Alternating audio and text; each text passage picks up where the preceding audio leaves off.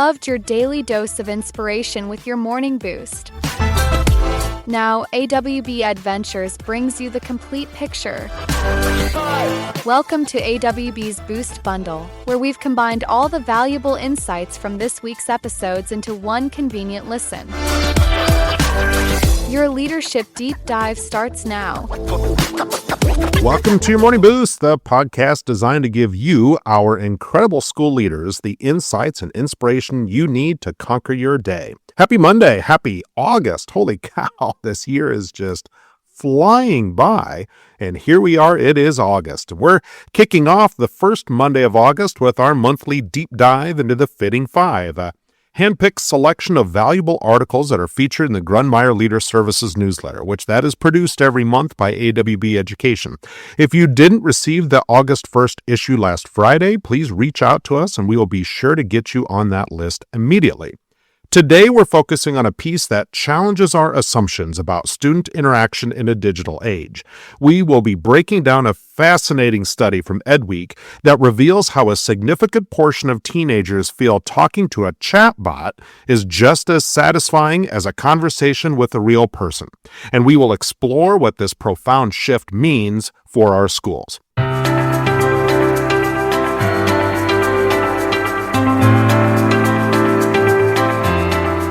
Now, the first article from this month's Fitting Five, a piece in EdWeek titled "1/3 of Teens Are as Satisfied Talking to a Chatbot as a Real Person," presents a finding that is both startling and essential for us to understand. The research from Common Sense Media highlights that a significant number of teenagers are turning to AI companions for everything, from social connection to emotional support. The why is what's most critical for school leaders. These chatbots offer judgment-free, always available interaction. For us as educators, this isn't about fear, it's about a call to action.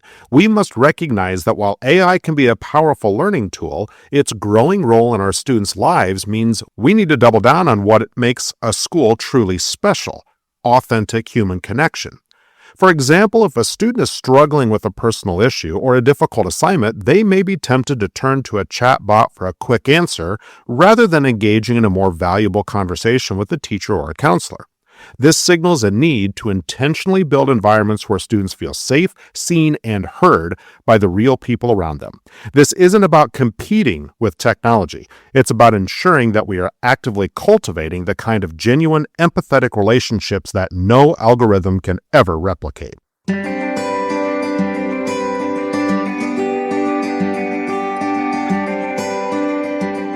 So to wrap up today's dive into this pivotal article, the main takeaway is a crucial reminder that as our students' world becomes more digital, our commitment to fostering human connection must become even stronger. The fact that many teens are finding solace in chatbots challenges us to look inward and how we can make our schools the most supportive, accessible, and empathetic places they know. This is an opportunity to highlight the irreplaceable value of a caring teacher who offers a listening ear, a principal who knows a student's name, or a counselor who provides guidance with genuine compassion. It's a powerful lesson that the most important technology in our schools will always be the human heart. Thank you for listening. I hope you have a wonderful Monday, and here we go. Welcome to August. We will talk with you again tomorrow. Ever wish there was a central hub where educators could truly connect? A place to not just learn, but to share your incredible journey and insights with others who get it? Welcome to AWB Education.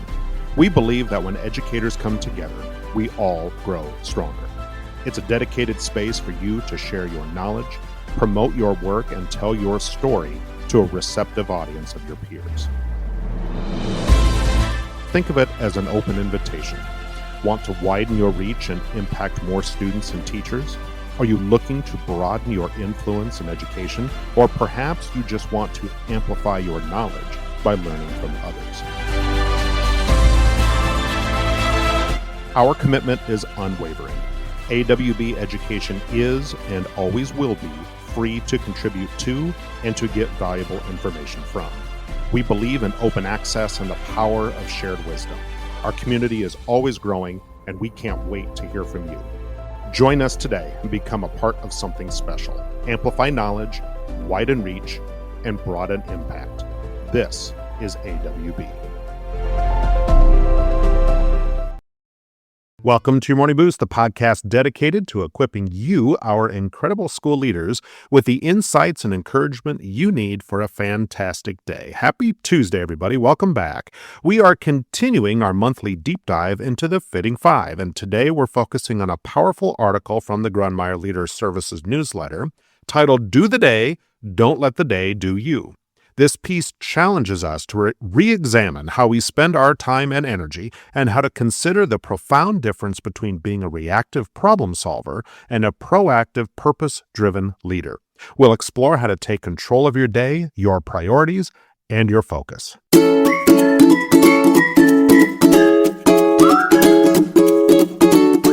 So the focus today is on the vital message from the article, Do the Day, Don't Let the Day Do You. Our author, Dr. P.J. Capozzi, opens with a powerful story about an NHL player, T.J. Oshie, and a quote that inspired him. Today I will give all I have, for this moment may never come again. Oshie's own reflection that this is the only thing he has full control over is the perfect anchor for this topic. The article argues that as leaders, we often get a deceptive feeling of accomplishment from being professional problem solvers and fire putter outers.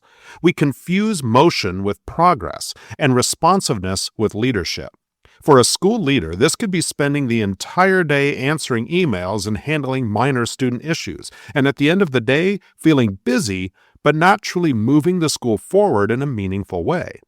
The article urges us to stop drifting and start driving. This isn't about working harder. It's about being deliberate with our energy and priorities. It's about anchoring to our purpose instead of chasing urgency. The advice is clear. Take full responsibility for the time you have and lead with a clear intention.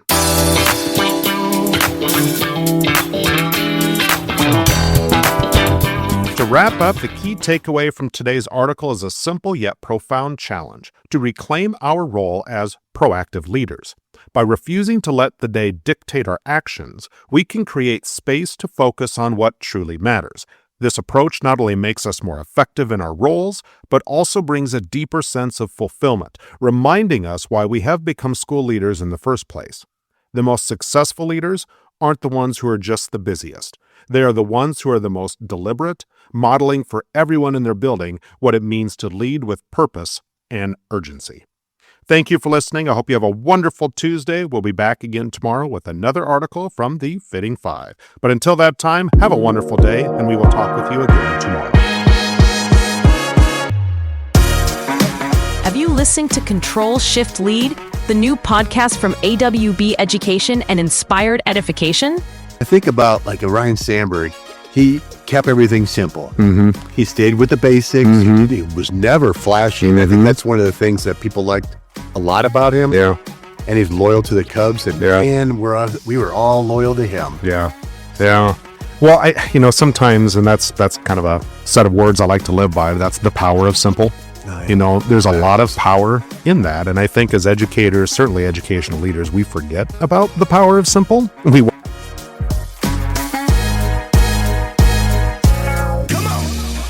If not, you are missing out.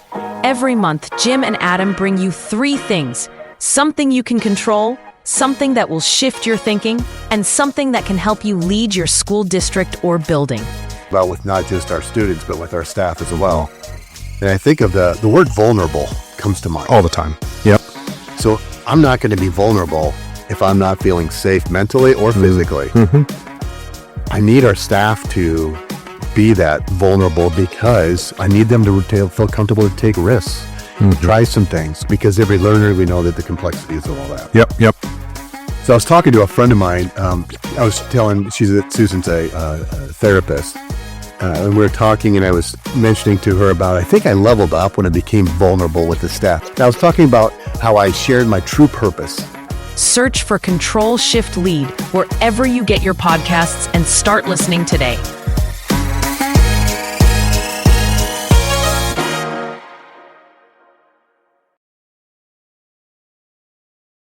Welcome to your Morning Boost, the podcast dedicated to equipping you, all of our incredible school leaders, with the insights and encouragement you need for a fantastic day. Happy Wednesday, everybody. Today we are continuing our monthly deep dive into the Fitting Five, and we are focusing on a critical aspect of school leadership, which is student motivation. We will be exploring a powerful strategy highlighted in an article from EdWeek that suggests a simple policy change could fundamentally shift how our students approach their work. Today, we're going to take this a step further, adding a critical nuance to ensure this practice truly fosters deep learning and avoids a potential trap of simply chasing points.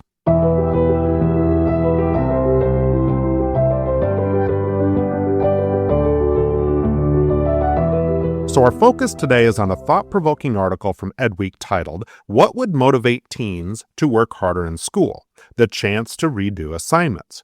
The article presents a compelling argument that one of the most effective ways to boost student motivation isn't through stricter grading or more consequences, but through a thoughtful, well-structured redo policy. And this is where we add our own layer of thought. We as leaders must ensure that through standards reference practices, we do not fall into the trap of simply redoing, but rather focusing on reassessing. The goal isn't to create a culture of students just chasing points. Instead, the most effective system is one that allows students multiple opportunities to show they have mastered a standard through multiple and varied assessments. For example, a student might initially fail a writing assignment on a particular standard. Instead of simply letting them rewrite the same paper for a new grade, we could offer a different, smaller scale reassessment, perhaps a new short paragraph or an oral defense of their understanding if that matches the standard. This shifts the focus from the singular artifact to the demonstration of mastery itself, building crucial skills like accountability and true ownership over their learning. It's an approach that doesn't just improve grades, it builds crucial skills, all of which are invaluable beyond the classroom. The article highlights that by giving students a clear path to improvement, we are empowering them to become active participants of their education, not just passive recipients of a grade. And we can do so with even greater intentionality by focusing on reassessment.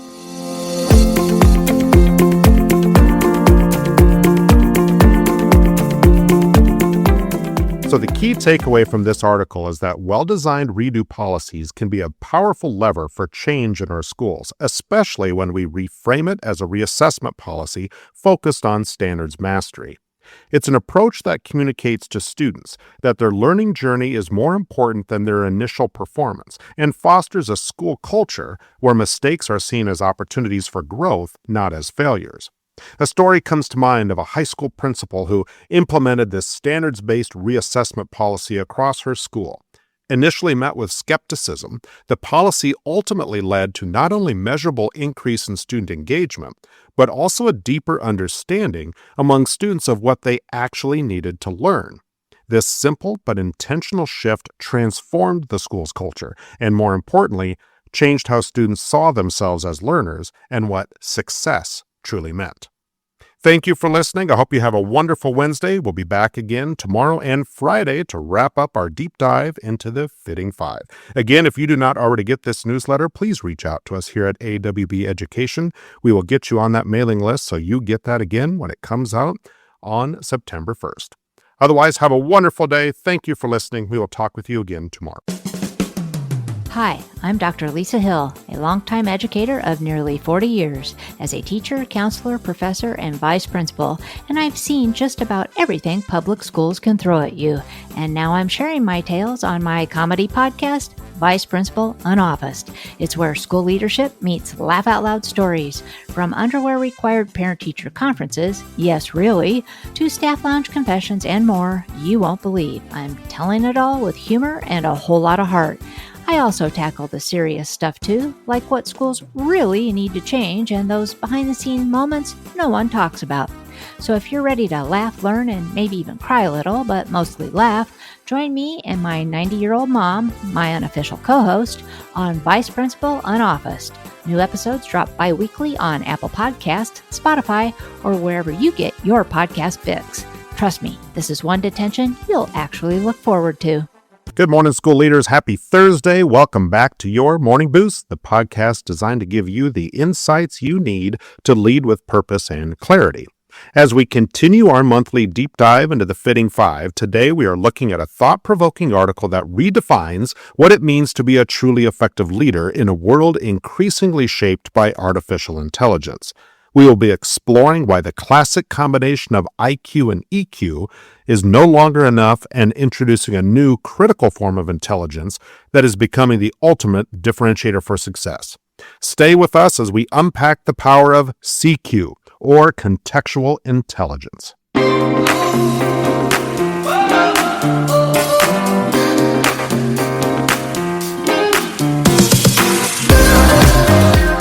All right, we are back. Our focus today is on a fascinating article from Fast Company titled, "In the Age of AI, IQ and EQ are no longer enough. Here's why." The article argues that while logical intelligence, IQ, and emotional intelligence, EQ, have long been the cornerstones of effective leadership, the rise of AI changes this game. With AI capable of processing data with incredible speed and even generating emotionally nuanced responses, the most valuable human skill is shifting.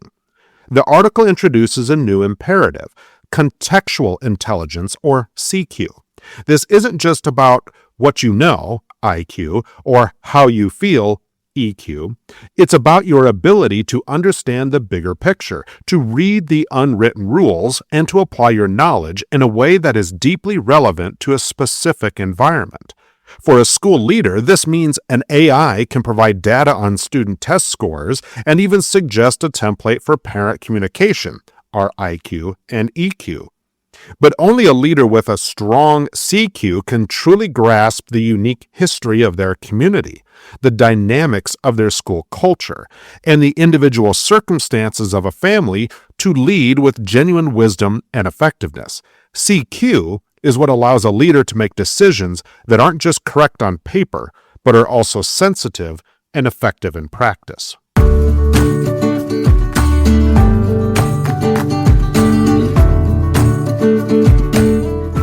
In a nutshell, the article's message is that in a world where AI handles the data and the routine, the ultimate human advantage is the ability to connect the dots and lead with wisdom.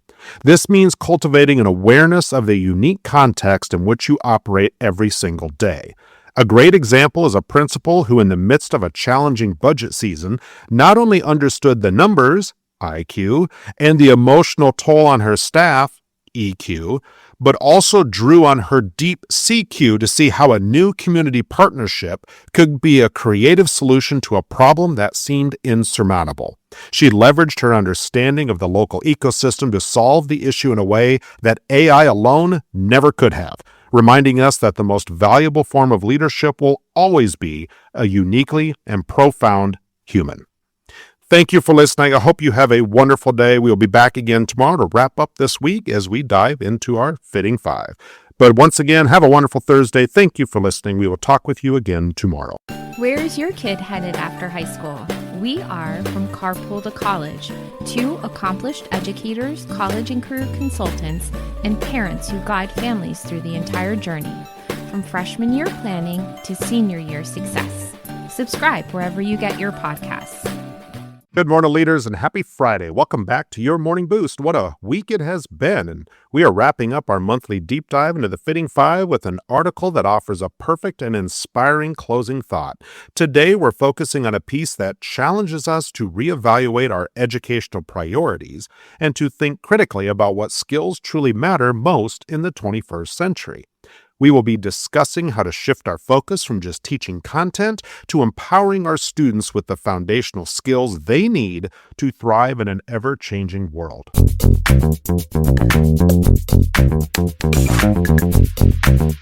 Today, we're focusing on a powerful article from Creativity Post titled, "Let's Start Teaching the Skills That Matter Most." The article makes a compelling case that in an age of abundant information and rapid technological change, the ultimate premium is placed not on what you know, but on how you think. It advocates for prioritizing skills like critical thinking, creativity, and problem solving. For a school leader, this means moving beyond a curriculum focused solely on content mastery to one that is rich in opportunities for students to apply their knowledge in novel ways. A great example of this would be implementing project-based learning initiatives across your school that challenge students to design a solution for a real-world community problem. It allows them to use their knowledge of science, math, and social studies in a truly integrated way. This approach teaches students to collaborate, to be resilient in the face of failure, and to be innovative. It's an educational model that recognizes that with AI tools and instant access to information, our role is not to fill students' minds with facts, but to equip them with the ability to ask great questions, to connect disparate ideas, and to create something new. This is what truly prepares them to be lifelong learners and engaged citizens.